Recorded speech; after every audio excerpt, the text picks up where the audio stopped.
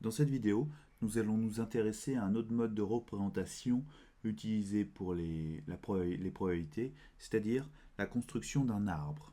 Alors pour cela, nous allons nous appuyer sur un exemple, c'est-à-dire on va établir la loi de probabilité du produit des chiffres dans un jeu.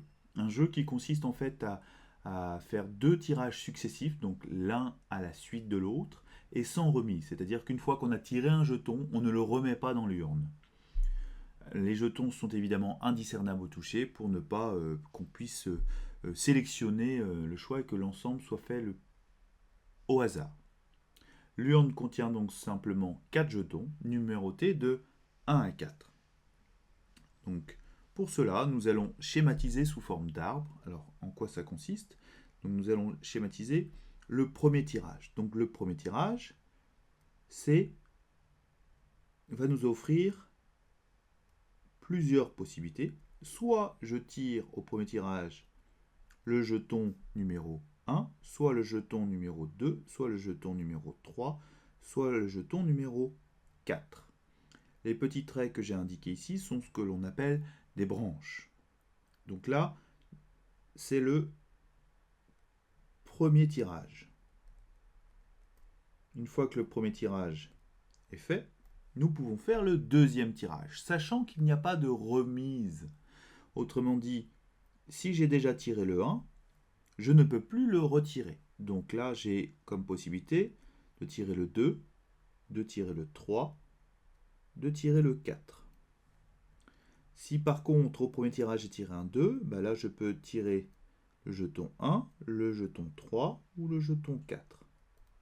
Si j'ai tiré un 3, je peux donc avoir le 1, le 2 ou le 4. Et si ça a été le 4, je peux avoir donc le 1, le 2 ou le 3. Donc là, nous avons le deuxième tirage. Ceci nous donne les issues. Autrement dit, si on suit le chemin, alors ça s'appelle un chemin, hein, lorsque celui que je suis en train de dessiner ici s'appelle un chemin, si l'on suit ce chemin-là, j'ai obtenu la première issue qui est 1, 2. Si je suis le deuxième chemin, j'ai une deuxième issue, 1, 3, etc. jusqu'en bas. Donc j'obtiens l'ensemble des issues possibles de mon jeu. L'ensemble des possibilités si vous préférez. Donc je le complète assez rapidement. Donc cette tâche est à faire pour la simple et bonne raison qu'elle vous permettra par la suite d'obtenir l'ensemble des possibilités du jeu. Donc voilà l'ensemble des issues possibles. Donc si je les compte, j'en ai 1, 2, 3, 4, 5, 6, 7, 8, 9, 10, 11, 12 possibilités. 12 possibilités au total. Ce que l'on retrouve ici, puisque j'avais donc 4 choix au premier tirage. Et au deuxième tirage, il me restait simplement 3 choix. Donc 4, si on multiplie le nombre de choix, 4 choix multipliés par 3 choix nous donne bien 12 possibilités.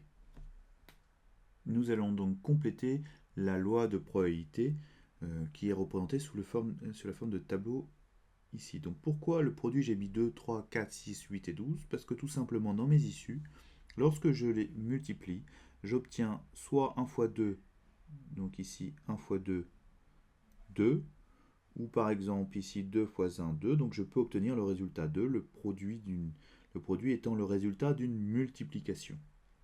Alors donc j'ai combien de possibilités qui me donnent comme résultat 2? J'ai simplement 2 possibilités parmi 12, ce qui me donne 2 parmi 12. Si je prends maintenant par exemple 6, j'ai 3 fois 2, 6, 2 fois 3, 6. Donc j'ai simplement 2 possibilités qui me donnent, là encore, 6. 2 parmi 12. Si je prends par exemple 8, Donc là, j'ai 2 fois 4, 8. 4 fois 2, 8. Donc j'ai simplement deux possibilités qui me donnent 8. Je continue ainsi de suite. Donc je vais changer de couleur. Donc 1 fois 3, 3. 3 fois 1, 3. Donc je n'ai que deux possibilités parmi 12. Et en complétant ainsi de suite, j'obtiens donc ma loi de probabilité.